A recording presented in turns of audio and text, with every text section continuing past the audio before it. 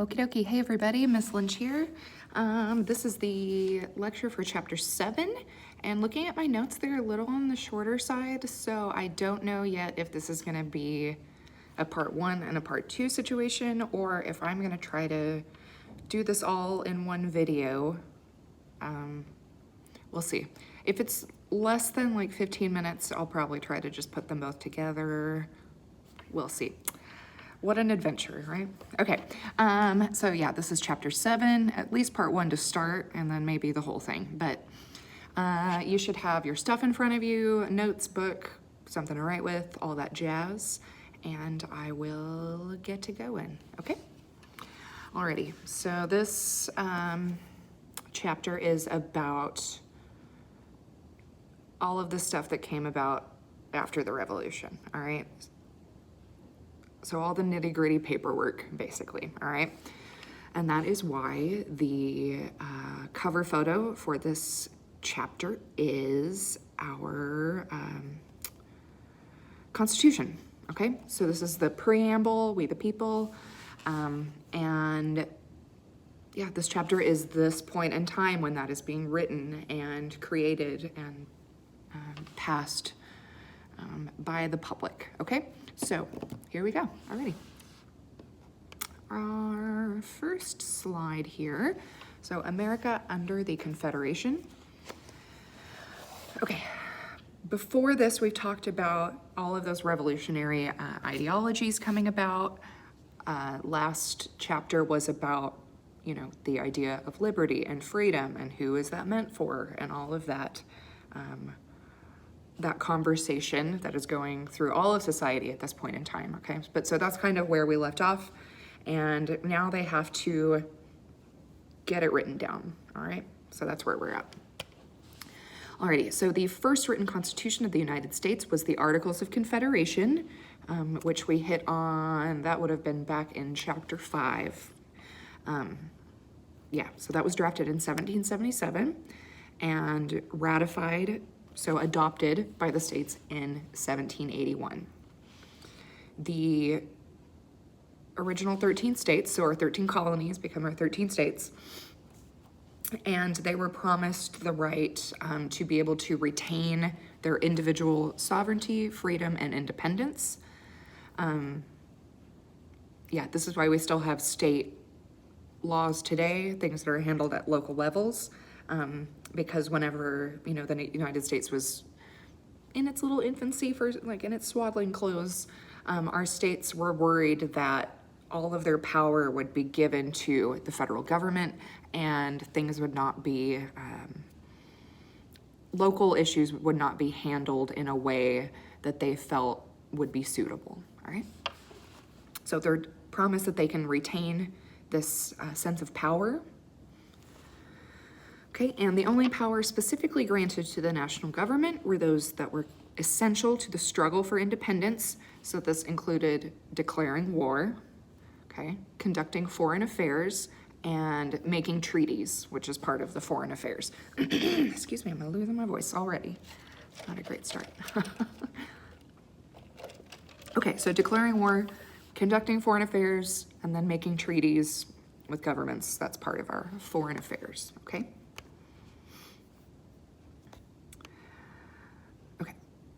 So yeah, military is our main issue to begin with. Starting off, you know, like I said, we're still just this little baby nation, and Congress had no financial resources. Any money that had been raised during the war went to the war effort, all right? So whenever, you know, things calm down, they're like, oh, whoops, we have no money now. Okay, so, but, you know, and something we'd hit on before is the issuing of money. Before it had been paper money, all right? So now, you know, this is within their legal rights to do that. So they could coin money, but lacked the power to enforce taxes or regulate commerce.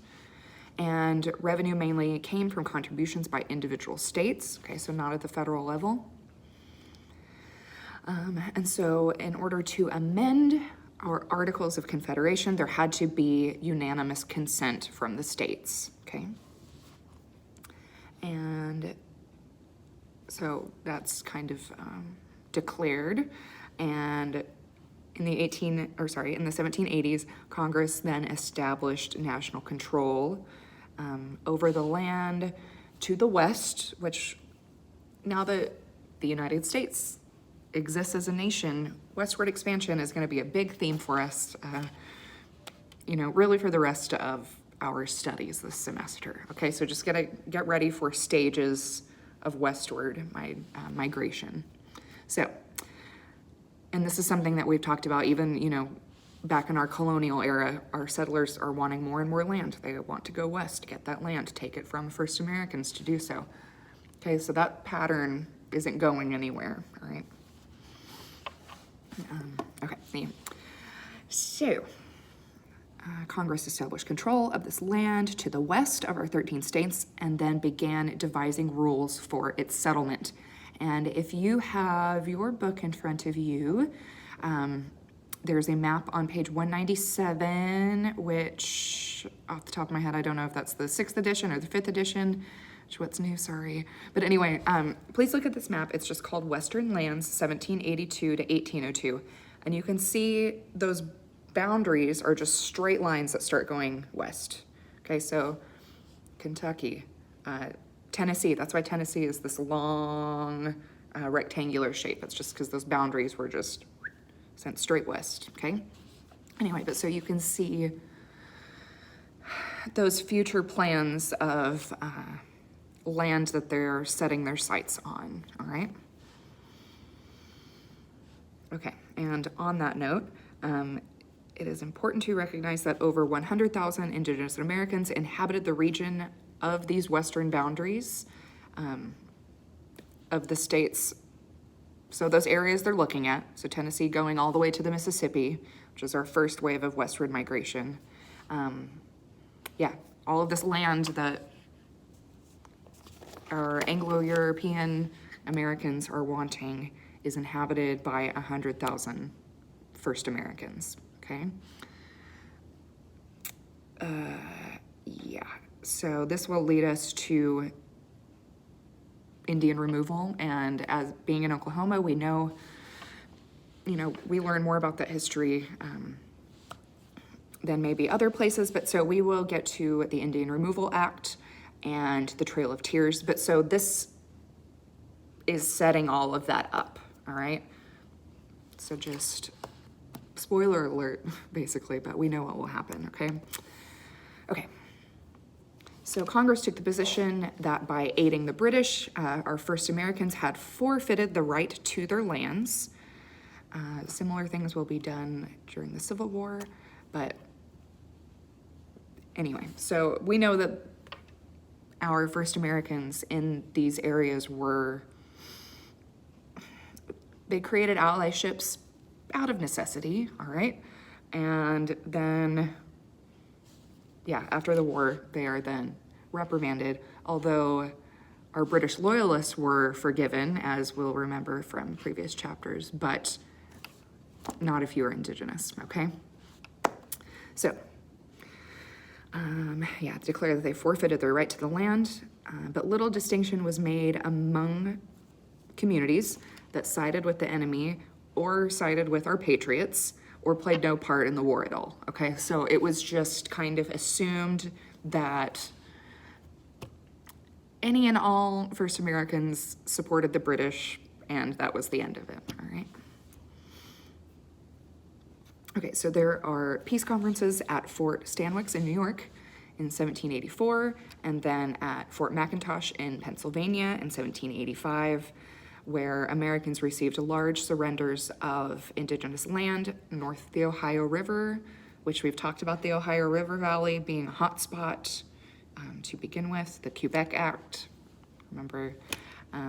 Okay, so that's happening in the north. There are similar treaties in the south, but so indigenous land is beginning to rapidly change control, okay? As a result of that, our Easterners who want to move west can then do so. So they begin doing that. They cross the Appalachian Mountains into, like I said, Kentucky and Tennessee, and upstate New York will also become inhabited during this time. Okay, so yeah, this Ohio River Valley will be a hot spot, and then this will kind of lead us up into what is called the Old Northwest, but Indiana, Illinois, Ohio, okay? But anyway, all right, so this is our, our first real wave of westward migration, all right? Okie dokie. So I'm looking at the slide called the Land Ordinances.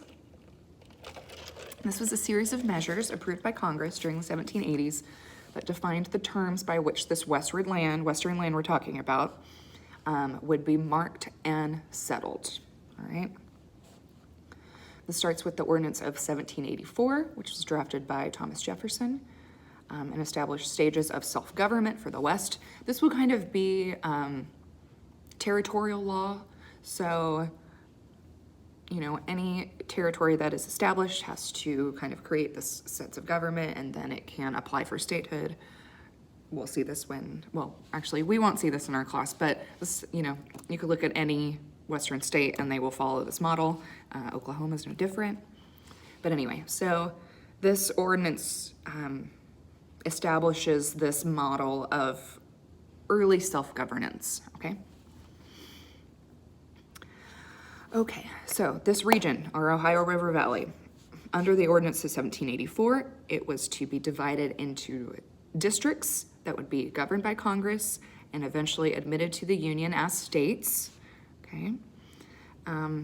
And pretty early on, we're looking at 1784, there is a debate over these new territories and whether slavery should be permitted, okay?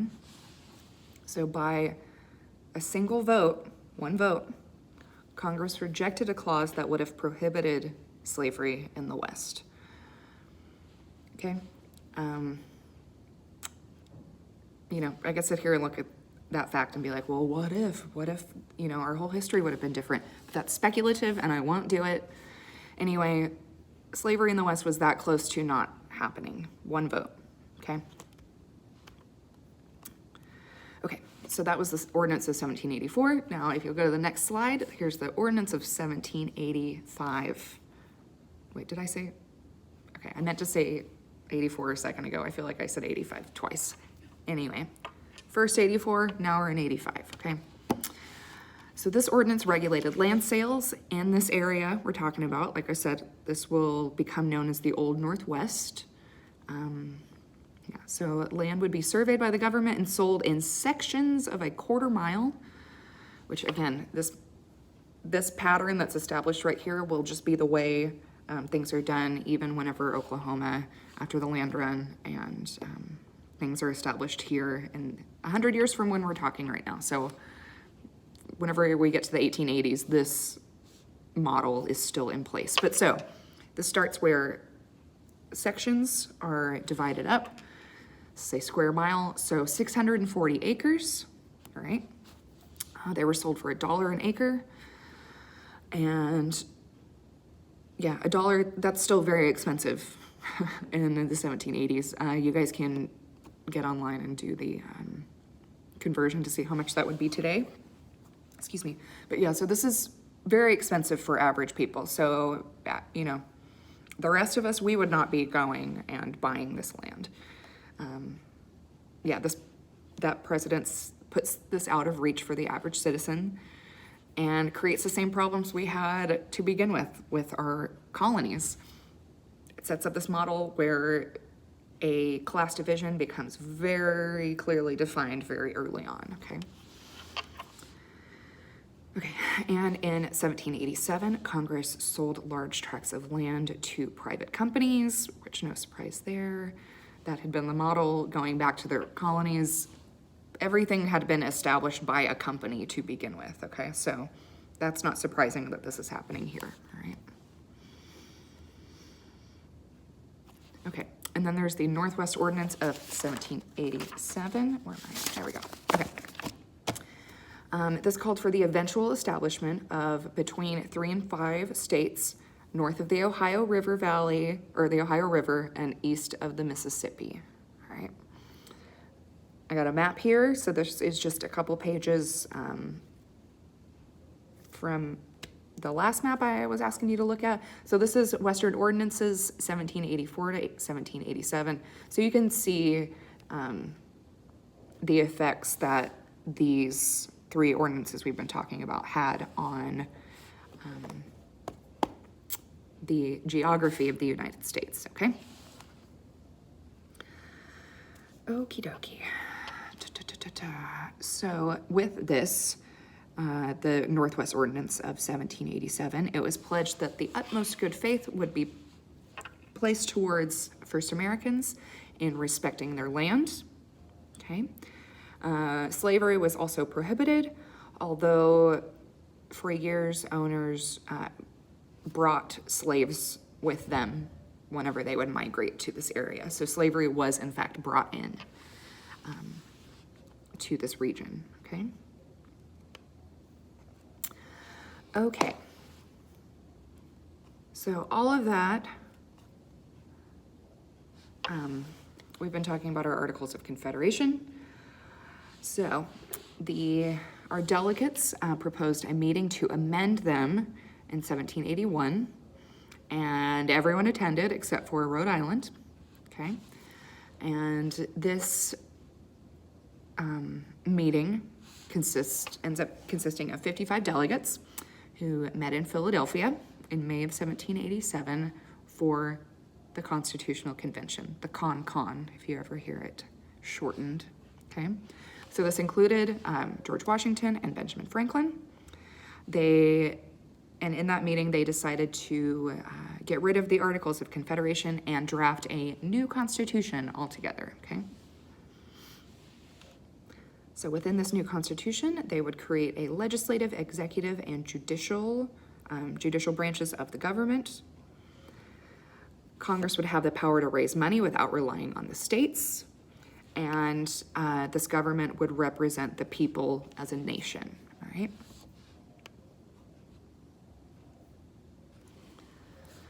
It also established a 2-house Congress consisting of our Senate and House of Reps. So this is what we still have in place today.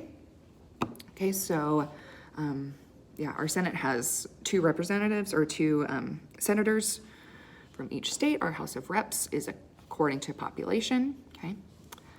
Our senators are chosen every 6 years. Reps are chosen every 2 years by the people, okay? And so this is our Constitution, all right? Where am I at? 18 minutes. I do think that I will break this up into, yeah, you know what? I will, okay. Second half of this will probably be a little bit shorter, but that's okay. But anyway, so Articles of Confederation that's our sounding body of laws, and then our Constitution is created as an entirely new document, and that's where we're at, okay? So I'm gonna stop here, I'm gonna upload this, and then I will be back for the second half. So if you guys have any questions about anything, shoot me an email. Okay, bye.